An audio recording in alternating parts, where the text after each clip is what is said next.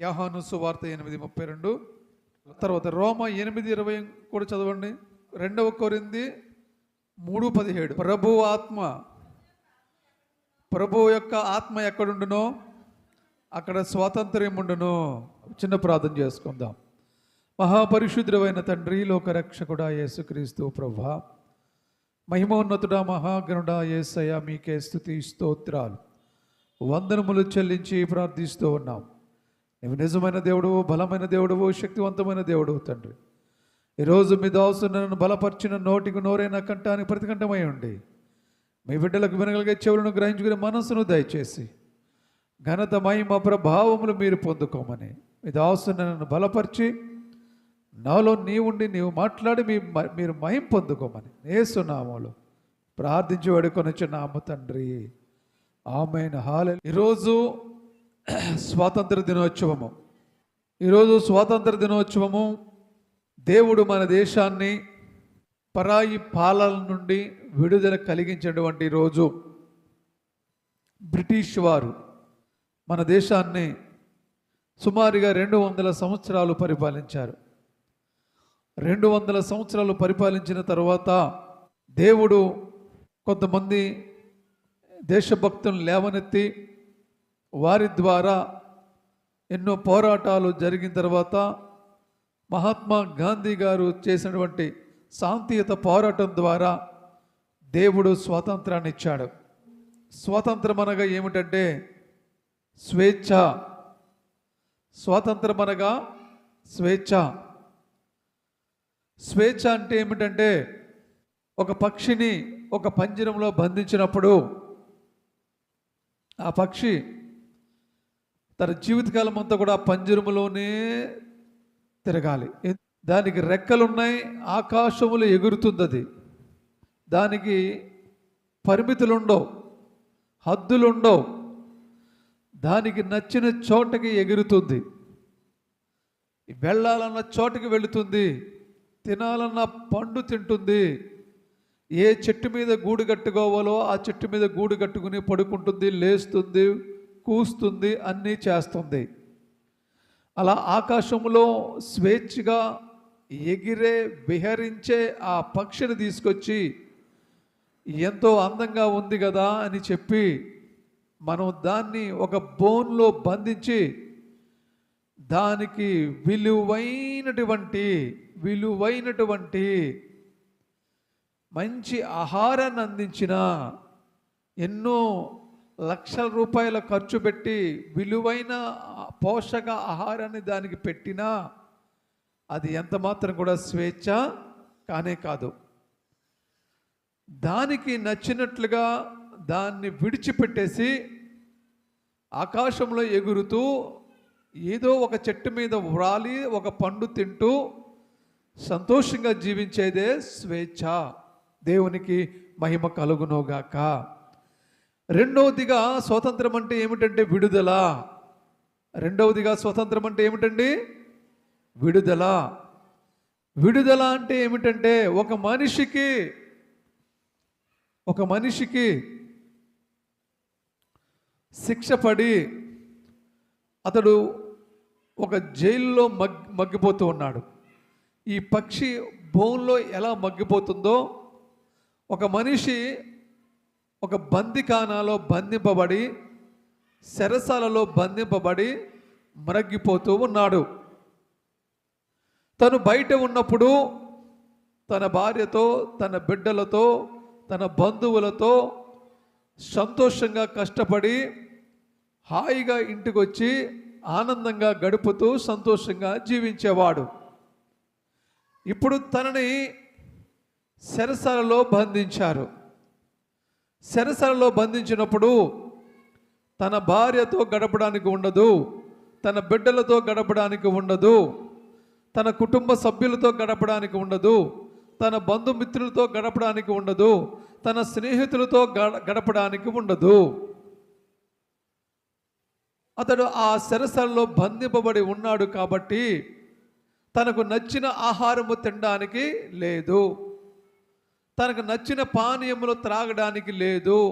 Brandy తాగడం అలవాటు, లేకపోతే నాకు బిర్యానీ తినడం అలవాటు, నాకు సిగరెట్లు కాల్చడం అలవాటు, నేను సాయంత్రం అయితే నేను వేడి నీళ్ళతో స్నానం చేయడమే నాకు అలవాటు, నేను వేడి నీళ్ళతోనే చెయ్యాలి, అయ్యో ఇంత చలికాలంలో నేను చన్నీళ్ళు చేయలేను, నేను వేడి నీళ్ళే చేస్తాను, ఎప్పుడు కూడా చన్నీళ్ళు చేయలేదు నేను, నాకు వేడి నీళ్ళు కావాలి అంటే ఆ సెరసాలలో వేడి నీళ్ళు ఇవ్వరు, ఆ సెరసాలలో బిర్యానీ పెట్టరు, ఆ సెరసాలలో బ్రాందీలు ఇవ్వరు, ఆ సెరసాలలో జ్యూసులు ఇవ్వరు, ఆ సెరసాలలో ఏది కావాలంటే అది రాదు. ఆ సెరసాలకి ఒక నియమం ఉంటుంది, ఎప్పుడు ఏది పెట్టాలో, ఎప్పుడు మాంసం పెట్టాలో, ఎప్పుడు జ్యూసులు ఇవ్వాలో, ఎప్పుడు మంచినీళ్ళు ఇవ్వాలో, ఎప్పుడు మందులు ఇవ్వాలో, ఎప్పుడు మనిషిని కలిసేయడానికి ఎంత టైం ఇవ్వాలో అప్పుడే ఇస్తారు, కానీ నచ్చినట్లుగా ఇవ్వరు. అంటే అతనికి విడుదల లేదు. ఇప్పుడు నేను అంటున్నాను, ఇప్పుడు ఆ పక్షి, ఆకాశంలో విహరించే పక్షిని తీసుకొచ్చి ఒక బోన్లో బంధించి పంచభక్ష పరమాన్నాలు పెట్టారు, అది తినడం లేదు. సంతోషంగా భార్య బిడ్డలతో, బంధువులతో, స్నేహితులతో గడిపే వ్యక్తిని చెరసాలలో బంధించారు, కావాలన్న తిండి అతనికి పెట్టట్లేదు, అతనికి విడుదల లేదు. ఇప్పుడు చూడండి, ఆ పక్షిని పెంచుకున్న యజమానుడికి జాలి కలిగింది, చెరసాల్లో బంధించిన చెరసాల నాయకుడికి ఈ వ్యక్తి మీద జాలి కలిగింది. ఆ పక్షిని ఒక రోజున ఆ బోన్లో ఉన్నటువంటి ఆ డోర్ ఓపెన్ చేసేసాడు ఇలాగా పక్షికి. వెంటనే పక్షి ఏం చేసిందండి, జుమ్మును బయటకు వచ్చేసేసి ఎగిరిపోయింది ఆకాశంలో. ఇక దొరికిద్దా ఆ యజమానికి? ఇప్పుడు ఆ పక్షి ఎలా ఉందంటే రెక్కలు టప టప టప టప కొట్టుకుంటూ హాయిగా ఆకాశంలో ఎగురుతూ ఉంది. ఆకాశంలో అటు ఇటు ఇన్ని సంవత్సరాలుగా ఆ రెక్కలకి ఎగరడానికి అవకాశం లేకుండా అవి ఇలా మొద్దుబారిపోయి ఉండిపోయినాయి. ఆ బోన్లో, ఆ పంజరంలో ఎగరడానికే లేదు. ఎప్పుడైతే బయటకు వదిలేడో ఆ రెక్కలతో అది అలా అలా అలా అలా అలా ఈ రెక్కలు ఆడించుకుంటూ ఆకాశమంతా తిరుగుతుంటే దానికి లక్షల రూపాయలు ఖర్చు పెట్టిన ఆహారం కంటే కూడా ఇప్పుడు అలా తిరుగుతుందే స్వేచ్ఛగా, అది దానికి ఎంతో ఆనందాన్ని ఇచ్చింది. దేవునికి స్తోత్రం, హల్లెలూయా. అదే స్వేచ్ఛ అంటే. ఇప్పుడు చెరసాల్లో మగ్గిపోతున్న మనిషి ఉన్నాడు కదా, ఆ చెరసాల నాయకుడికి జాలి కలిగి అతను ఒక రోజున ఆ చెరసాల్లోంచి బయటికి వదిలేశాడు. వెళ్ళిపో, నీ ఇంటికి, నీ శిక్ష రద్దు చేసేసాను అన్నాడు. ఇప్పుడు ఆ చెరసాల్లో ఉన్న ఆ యొక్క మనుషుడు ఇంటికి వచ్చి తన భార్యతో, తన బిడ్డలతో, తన కుటుంబ సభ్యులతో, తన స్నేహితులతో సంతోషంగా గడుపుతున్నాడే, అదే విడుదలంటే. దేవునికి స్తోత్రం, హల్లెలూయా. స్వేచ్ఛ, విడుదల, సమానత్వము. మూడవదిగా సమానత్వము. మూడవ అంశం ఏమిటంటే సమానత్వము. అంటే ఈ సమానత్వం అంటే ఏంటంటే, దేశంలో అసమానతలు ఉన్నాయి. సమానత్వం అనగా ఏమిటంటే కుల మత భేదములకు అతీతముగా బ్రతకడము, వర్గ వర్ణ విభేదాలకు అతీతంగా బ్రతకడము. పేదవాళ్ళు, ధనికులు, లేకపోతే బలమున్న వాళ్ళు, బలము లేని వాళ్ళు, అందంగా ఉన్నవాళ్ళు, అందము లేని వాళ్ళు, బలహీనులు, బలవంతులు, అగ్రవర్గాల వాళ్ళు, పేద వర్గాల వాళ్ళు, ఇలా అసమానతలు లేకుండా, ఇలాంటి అసమానతలు లేకుండా సమానత్వముతో బ్రతకడమే స్వాతంత్రము. అపోస్తుల కాలములో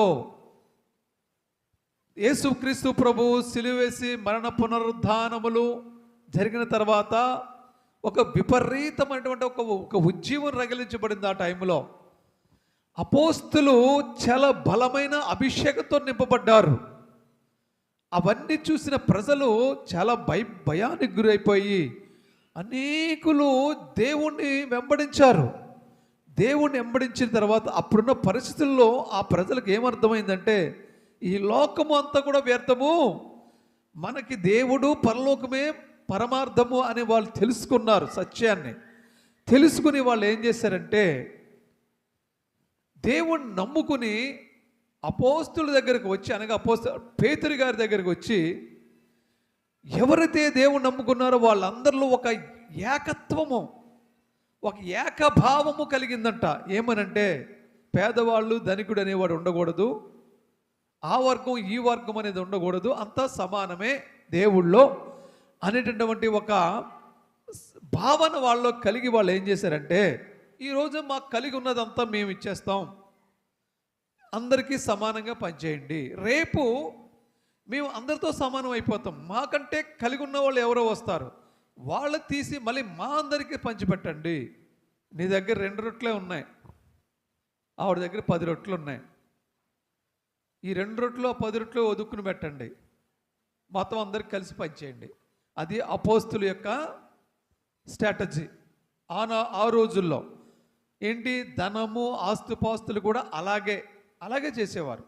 అప్పుడు ఆ రోజుల్లో ఏమైందంటే, ఎవరైతే దేవుని వెంబడించి ఆ మార్గాన్ని వెంబడించి సత్యమందు నిలబడాలని అనుకున్నారో వాళ్ళు ఒక నిర్ణయం తీసుకునేవారు. ఏమంటే, నా దగ్గర కొంత ఆస్తి ఉంది అని అమ్ముకొచ్చి పేతురు గారి పాదాల దగ్గర పెట్టేవారు ఆ ధనాన్ని తెచ్చి.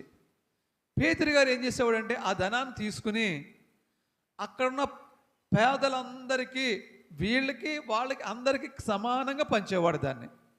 అప్పుడు అక్కడున్న వాళ్ళలో ఎవరు ఉన్నవాళ్ళు కానీ లేని వాళ్ళు కానీ లేరు, అందరూ ఇప్పుడు సమానంగా ఉన్నారు. అలాగే ఒకానొక రోజున అననీయ సప్పీరలు కూడా దేవుని నమ్ముకున్నప్పుడు వాళ్ళు కూడా, అప్పుడు జరిగే ట్రెండ్ ఏంటంటే, ఎవరైనా అంత నీతిగా ఉండేవారు, అంత యథార్థంగా ఉండేవారు కాబట్టి వాళ్ళ దగ్గర ఉన్న ఆస్తి తెచ్చి వాళ్ళు కూడా ఇచ్చేయాలి. అక్కడ ఆ రోజుల్లో జరిగే పద్ధతి. అంటే అప్పుడు అలా ఉండేది అన్నమాట, నీతి అలా ఉండేది, వాతావరణం అలాగ ఉండేది. కానీ అననీయ సప్పీరలు ఏం చేస్తారంటే, కొంచెం ఆశ కలిగింది వాళ్ళకి. ఇప్పుడు ఒక 10 లక్షలు, ఉదాహరణకి 10 లక్షలకి వాళ్ళ దగ్గర ఉన్న ఆస్తి అంతా అమ్మేశారు. ఆ 10 లక్షలు తెచ్చి నిజానికి ఆ పేతురు గారి పాదాల దగ్గర పెట్టేయాలి. కానీ వీళ్ళు ఏం చేస్తారంటే, ఆశ కలిగి, అయ్యో మొత్తం ఇచ్చేస్తున్నాం, రేపు పొద్దున్న మన పరిస్థితి ఏంటి అని వాళ్ళు ఏం చేశారంటే, కొంత డబ్బులు వాళ్ళు దాచుకుని కొంత డబ్బులు తెచ్చి పేతురు గారి పాదాల దగ్గర పెట్టారు. ఎవరు ఫస్ట్ అననీయ వచ్చాడు. అననీయ వచ్చి పేతురు గారి పాదాల దగ్గర పెడితే పేతురు గారికి పరిశుద్ధాత్మ ద్వారా మాట్లాడుతున్నాడు. అననీయ, నీ యొక్క పొలాన్ని ఇంతకే అమ్మేవా అంటున్నాడు. అప్పుడు అననీయ అన్నాడు, అవును ప్రభా, ఇంతకే అమ్మాను నేను అంటున్నాడు. వెంటనే దేవుడు అననీయను మొత్తాడు. అక్కడ స్పాట్లో అతను పేతురు గారి పాదాల దగ్గర పడిపోయి చనిపోయాడు. చనిపోయినప్పుడు అక్కడ ఉన్నటువంటి యవనస్తులు వచ్చి ఆ డెడ్ బాడీని తీసేసి పక్కకి తీసుకుపోయారు. తర్వాత ఇంకా నా భర్త రావట్లేదు ఏంటి అని సప్పీరా వచ్చింది. పేతురు గారి దగ్గరికి వచ్చి నిలబడింది. అప్పుడు పేతురు గారు అడిగారు, సప్పీరా, మీ పొలాన్ని ఎంతకే అమ్మేవా అని అడిగింది. అప్పటికి భర్త చనిపోయాడు అన్న సంగతి ఆవిడికి తెలియదు. అప్పుడు సప్పీరా కూడా ఏమందంటే, అవును బోధ కూడా అంతకే అమ్మేమన్నది. అప్పుడు పేతురు గారు ఒకే ఒక మాట అన్నాడు, మీరు ఇవ్వనంతసేపు ఆ ఆస్తి మీదే కదా, అప్పుడు మీకు ఏ పాపము లేదు, ఏ నష్టము లేదు. వన్స్ మీరు ఇస్తానని ఒప్పుకున్న తర్వాత ఎందుకు మీరు అబద్ధం ఆడుతున్నారు, క్రీస్తు ఆత్మ మీ దగ్గర లేదా అని అడిగాడు. వెంటనే ఆవిడ కూడా అక్కడ పడిపోయి చచ్చిపోయింది అంతే. అంటే ఆ రోజుల్లో దేవుని పవర్ అంతగా పనిచేసేది, అంతగా దేవుని ఆత్మ పనిచేసేది. అయితే సమానత్వం అన్నదానికి నేను ఇప్పుడు ఆ మాట మీకు నాకు గుర్తొచ్చి చెప్పాను అనమాట. సమానత్వం అంటే ఏంటంటే, ఆ రోజుల్లో అంతలా ఉండేది. ఆస్తిపాస్తుల కానించి మనుషుల స్వభావాల కానించి అంతా సమానత్వంగానే ఉండాలి. క్రీస్తులో అంత పర్ఫెక్ట్గా ఉండేది. స్టార్టింగ్ పునాది అలా పడింది క్రైస్తవం అంటే. అందుకు కాబట్టి 2024 సంవత్సరాలు అయినా కానీ ఇప్పటికీ కూడా క్రైస్తవము చాలా స్ట్రాంగ్గా ఉంది. పునాది అక్కడ పడింది, అలా పడింది. రాను ప్రజలు అనేక రకాల వాళ్ళు దేవుని నమ్ముకున్న కారణం చేత రాను అది కొంచెం దేవుడు కృప చూపిస్తున్న కారణం చేత అది అలాగా కొంచెం శిక్షలు అనేవి తగ్గినాయి. లేకపోతే అప్పట్లాగా ఇప్పుడు ఎవరిస్తున్నారు మరి, ఆస్తులు ఎవరు ఇవ్వట్లేదు. ఒకవేళ పొరపాట్లు చేసినా దేవుడు వెంటనే చంపేయట్లేదు వాళ్ళని. అంటే ఇప్పుడు పరిస్థితులు రాను రాను అలాగా దేవుడు కృప చూపిస్తూ ఉన్నాడు. కానీ మొదటి దినాల్లో, అపోస్తుల దినాల్లో మాత్రం అంత స్ట్రాంగ్గా పునాది వేశాడు దేవుడు. ఎందుకు వేసాడంటే పునాది స్ట్రాంగ్గా ఉంటేనే ఏం చేయాలి, ఎన్నైనా కట్టుకోవచ్చు. ఇప్పుడు మనం ఈ చర్చ్ ఉందండి, దీని మీద నువ్వు 7 అంతస్తులు కట్టుకో, 8 అంతస్తులు కట్టుకో, చెక్కి చెదరదు ఇది. దేవుడు మొన్న అలా పునాది వేయించాడు ఈ చర్చికి. మీ ఇష్టం ఎంత కట్టుకోండి, దీన్ని 10 అంతస్తులు వేసినా, అపార్ట్మెంట్ కట్టేసినా కానీ దీనిపైన చెక్కు కూడా చెదరనవాడు దేవుడు. దీనికి లోపల పునాది అలా పడింది దీనికి అన్నమాట. అంత స్ట్రాంగ్గా ఉంది కింద, దేవుడు అలాగే వేసాడు దీనికి. క్రైస్తవానికి కూడా పునాది అలాగే వేసాడు స్టార్టింగ్లో, అలాగే వేసాడు కాబట్టి ఇప్పటికీ చెక్కు చెదరలేదు. క్రైస్తవం పెరిగింది కానీ తగ్గలేదు. దేవునికి మహిమ కలుగును గాక. సమానత్వం అన్న మాట అది. అంటే స్వేచ్ఛ, విడుదల, ఏంటమ్మా, సమానత్వము, సౌభ్రాతత్వము. 4వ అంశం ఏమిటి? సౌభ్రాతత్వము. సౌభ్రాతత్వం అంటే ఏమిటంటే సుఖ సంతోషాలతో, ఆరోగ్య ఐశ్వర్యాలతో అందరితో సంతోషంగా జీవించడము సౌభ్రాతత్వము. స్వాతంత్రం అంటే ఇది. ఇప్పుడు మీకు అర్థమైందా? స్వాతంత్రం అంటే నేను ఎన్ని విషయాలు చెప్పాను? 4 విషయాలు చెప్పాను. ఏంటి? స్వేచ్ఛ, విడుదల, సమానత్వము, సౌభ్రాతత్వము. మంచిగా అందరితో జీవించు. నిన్ను చూసి పక్కవాడు నీ దేవుని గురించి పొగడాలి. నేను ఒకసారి చెప్పాను కదా మీకు, మళ్ళీ ఒకసారి గుర్తు చేస్తాను. ఒక కౌంట్లో ఆవిడ, ఒక మామూలు వేరే ఆవిడ, ఇద్దరు పక్కపక్కేళ్లలో జీవించేవారంట. పక్కపక్కేళ్లలో జీవించినప్పుడు ఈ పక్క ఆవిడ కౌంట్లో ఆవిడని ఎప్పుడు తిట్టేస్తా, హింసిస్తా, రక్కేస్తా ఉండేదంట. ఆ కౌంట్లో ఆవిడ దీని పక్కన ఎందుకున్నాను రా బాబు అని బాధపడేదంట పాపం ఆవిడ. అలాగ కొన్ని సంవత్సరాలుగా జరుగుతుంది. సడన్గా ఒక రోజున ఈ మామూలు ఆవిడ దేవుణ్ణి నమ్ముకుందంట. ఏదో కారణాల చేత యేసు ప్రభువుని నమ్ముకుందంట. నమ్ముకున్న తర్వాత ఈమెలో మారు మనసు కలిగింది. ఈమెలో ఉన్న చెడు గుణాలను విడిచిపెట్టేసింది. ఈమెలో ఉన్నటువంటి ఏదైతే పాత స్వభావం ఉందో అది విడిచిపెట్టేసింది. ఆ తర్వాత మనుషులందరినీ ప్రేమిస్తుంది, ఇరిగిపోరు అందరినీ ప్రేమిస్తుంది, నిన్ను వల్ల నీ పొరుగు వారిని ప్రేమించు అనే మాట ప్రకారం నడుచుకుంటుంది. అదేవిధంగా ఆ పక్కన ఉన్న కౌంట్లో ఆవిడ దగ్గరని కూడా చాలా ప్రేమగా మాట్లాడుతూ మొదలెట్టిందంట. ఆ కౌంట్లో ఆవిడ అనుకుంటుందంట, భయపడిపోతుందంట. అయ్య బాబోయ్, ఏంటి ఈవిడ ఎలా మారిపోయింది, ఎప్పుడు చూసిన ముఖమిచ్చి కొట్టేసిది, ఇప్పుడేంటి ఇంత అందంగా ఏవండి వదిని గారు అంటుంది, ఇదేంటిది, ఏదో ప్లాన్ వేసేస్తున్నాం ఏది ఈవిడ మళ్ళాను, ఈవిడేదో ప్లాన్ వేసి నన్ను ఏదో చేసేస్తా ప్లాన్ వేసేస్తుందని చెప్పేసి దూరంగా ఉండేదంట. అలాగా కొన్ని సంవత్సరాలు గడిచిందంట. కొన్ని సంవత్సరాలు గడిచేటప్పటికి ఈవిడలో మార్పు కౌంట్లో ఆవిడ గమనించిందంట. ఈవిడ ప్లాన్ కాదు, నిజంగానే మారిపోయింది. ఈవిడ నిజంగానే నన్ను ప్రేమిస్తుంది. ఎంత మార్పు ఎలా వచ్చిందని ఆలోచిస్తే, ఎస్, ఈవిడది యేసుప్రభుని నమ్ముకుంది కదా, యేసుప్రభుని నమ్ముకున్న కానించే ఈవిడలో మార్పు వచ్చింది అని గమనించి ఆవిడ అడిగిందంట, ఏమండి ఎప్పుడు చూసినా నన్ను మీరు కొడతా తిడతా ఉండేవారు, కొట్టినంత పని చేసేవారు, కొట్టేవారు కాదు, కానీ ఎప్పుడు చూసినా హింసించేసేవారు నన్ను, నాకు అసలు మనసంత ఉండేది కాదు, మీరు ఇంతలా మంచిగా మారిపోయారండి అని అడిగిందంట. అప్పుడు చెప్పిందంట ఆవిడ, ఏమండి వదిని గారు, మిమ్మల్ని తిట్టేవడం మాట నిజమే, కానీ యేసు ప్రభువులో నేను సత్యం ఏమిటో తెలుసుకున్నాను. నేను బైబిల్ గ్రంథంలో ఉన్న మాటలేటో నేను తెలుసుకున్నాను. మా దైవజనుడు చెప్తున్న మాటలు నేను వింటున్నాను. అందులో యేసు ప్రభు నిన్ను వల్ల నీ పొరుగువారిని ప్రేమించు అన్నాడు. అప్పటి నుంచి నేను మారిపోయానండి.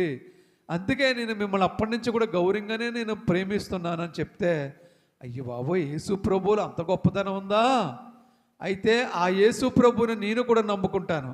నీలాంటి వాళ్ళనే మార్చగలిగాడు అంటే యేసు ప్రభు ఇంక ఎంత గొప్ప దేవుడో చూడని చెప్పి ఆవిడ కూడా వచ్చి దేవుణ్ణి నమ్ముకుందంట. దేవునికి స్తోత్రం. సౌభ్రాతత్వం అంటే అదే. ఇతరులకి నువ్వు మాదిరిగా జీవించాలి, నువ్వు ఆనందంగా జీవించాలి, ఆనందంగా, ఐశ్వర్యంతో, సంతోషంతో, సమాధానంతో, నెమ్మదితో జీవించాలి, కలిసిమెలిసి జీవించాలి. దేవుడి బిడ్డలుగా నువ్వు దేవుడికి మహిమకరంగా జీవించాలి యేసు ప్రభువుకి. అదే సౌభ్రతత్వం అంటే. దేవునికి మహిమ కలుగునుగాక. ఇప్పుడు మీకు నేను 4 అంశాలు చెప్పాను: స్వేచ్ఛ, విడుదల, సమానత్వము, సౌభ్రతత్వము. చూడండి, స్వతంత్ర విషయంలో మోషే ద్వారా ఇశ్రాయేలీయులకు దేవుడు 430 సంవత్సరాల దాస్యత్వము నుండి విడుదలిచ్చాడు. అర్థమైందా? మన దేశము బ్రిటిష్ వాళ్ళు 200 సంవత్సరాలు పరిపాలించారు. బానిసలుగా బ్రతికారు మన వాళ్ళు అలా చేసేసారు మనల్ని. ఇశ్రాయేలు ప్రజల్ని ఐగుప్తీయులు 430 సంవత్సరాలు బానిసలుగా చేసుకుని పరిపాలించారు. ఇప్పుడు దేవుడు ఏం చేశాడంటే 430 సంవత్సరాలు దాస్యంలో మగ్గిపోతున్నటువంటి ఇశ్రాయేలు ప్రజలకు విడుదల ఇవ్వడం కోసం ఒక మోషేను దేవుడు లేవనెత్తాడు. ఒక మోషేను దేవుడు లేవనెత్తి ఆ మోషే ద్వారా 430 సంవత్సరాలు దాస్యత్వంలో బ్రతికిన ఇశ్రాయేలు ప్రజలకి విడుదల కలిగించాడు. దేవునికి స్తోత్రం, హల్లెలూయా. అంటే దాస్యత్వము నుండి మోషే ద్వారా ఇశ్రాయేలు ప్రజలకు విడుదల కలిగించాడు. అదే స్వాతంత్రం. ఆనాడు దైవికమైన స్వాతంత్రం ఇశ్రాయేలు ప్రజలకు దేవుడిచ్చాడు. ఈనాడు యేసుక్రీస్తు ప్రభు ద్వారా ఆయన ప్రజలమైన మనకు పాపముల నుండి విడుదలిచ్చాడు. ఇదే యేసుక్రీస్తు ప్రభు మనకిచ్చిన స్వాతంత్ర్యము. అర్థమైందా మీకు? ఈనాడు యేసుక్రీస్తు ప్రభు ద్వారా ఆయన ప్రజలమైన మనందరిలో ఉన్న పాపముల నుండి మనకి విడుదలిచ్చాడు. అలాగే ఈ భారతదేశానికి మరి బ్రిటిష్ వారి దాస్య శృంఖలాలలో ఉన్నటువంటి భారతదేశ ప్రజలకు గాంధీ మహాత్మా ద్వారా దేవుడు స్వాతంత్ర్యాన్ని అనుగ్రహించాడు. అది ఈరోజు దేశమంతా జరుపుకుంటున్నటువంటి స్వాతంత్ర్యము. ఇప్పుడు నేను 3 అంశాలు చెప్పాను. ఏం చెప్పాను? 1, అలనాడు 430 సంవత్సరాలు ఐగుప్తీల బానిసత్వంలో ఉన్నటువంటి ఇశ్రాయేలులకి మోషే ద్వారా ఆ దాస్యత్వము నుండి విడుదలిచ్చాడు.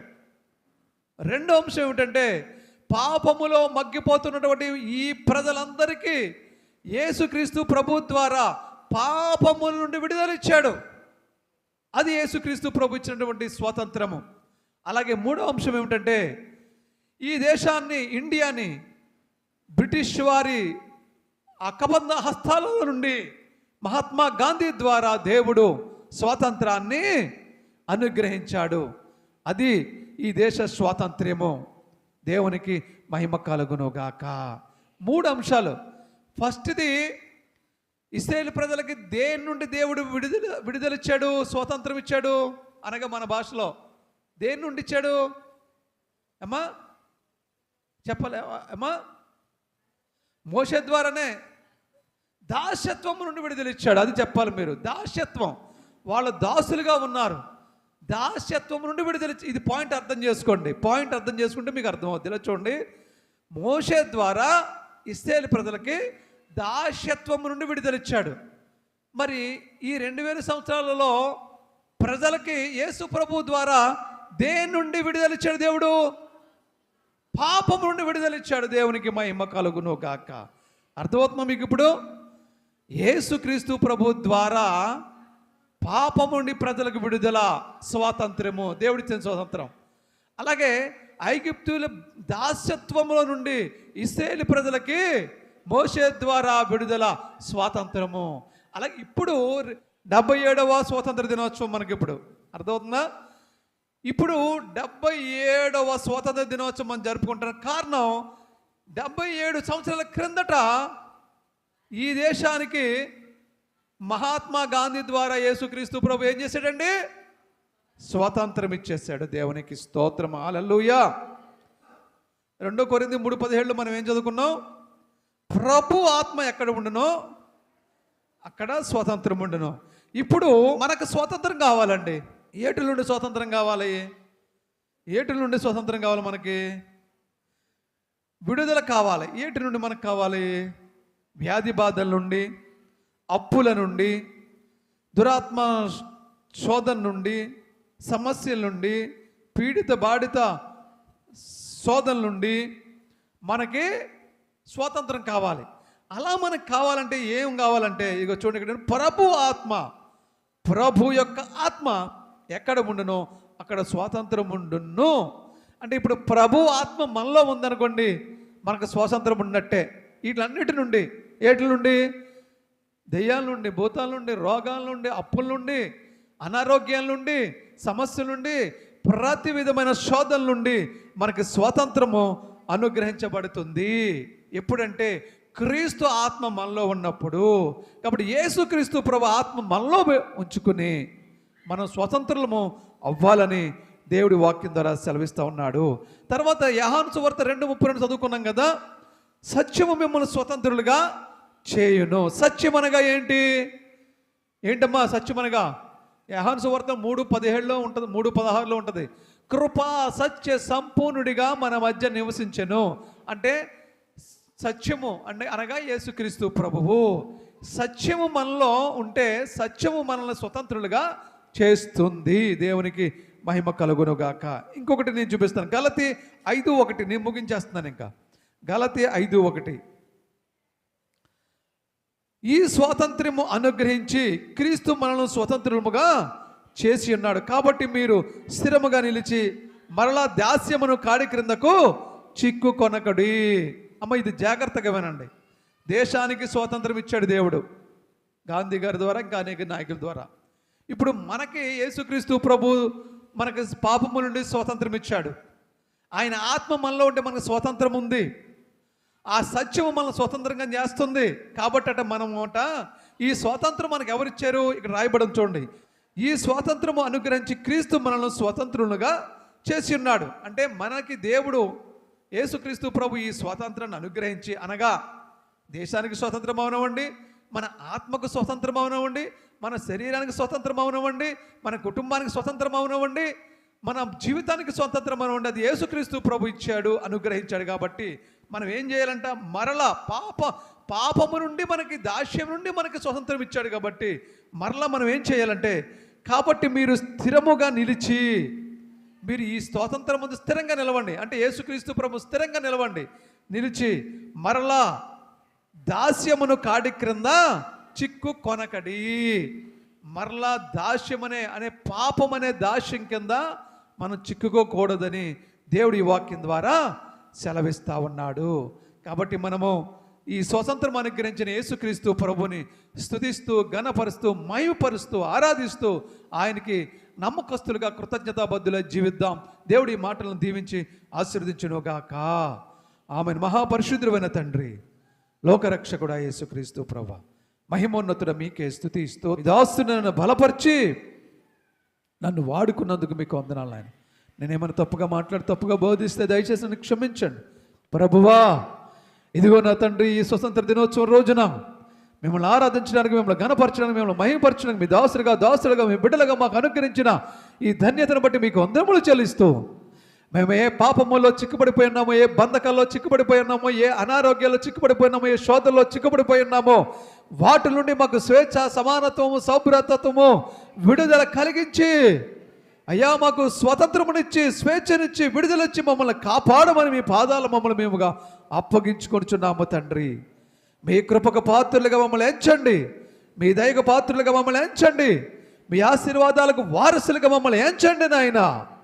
మీ దీవెనలకు వారసులుగా మమ్మల్ని ఎంచి, మేము తెలిసి తెలియక చేసిన ప్రతి పాపమును, ప్రతి దోషమును, ప్రతి అపరాధమును క్షమించి, మీ కృపకు పాత్రలుగా ఎంచి, మేము అయోగ్యులము, అపరాధులము తండ్రి, క్షమించి మన్నించి కాపాడమని మీ పాదములు బట్టి బ్రతిమలాడుకుంటూ, ఈరోజు ఇక్కడికి ఎంతమంది బిడ్డలు వచ్చారో, ఎంతమంది బిడ్డలు ఉన్నారో, మా అందరిపైన మీ ఆత్మ వర్షము కుమ్మరించబడునుగాక.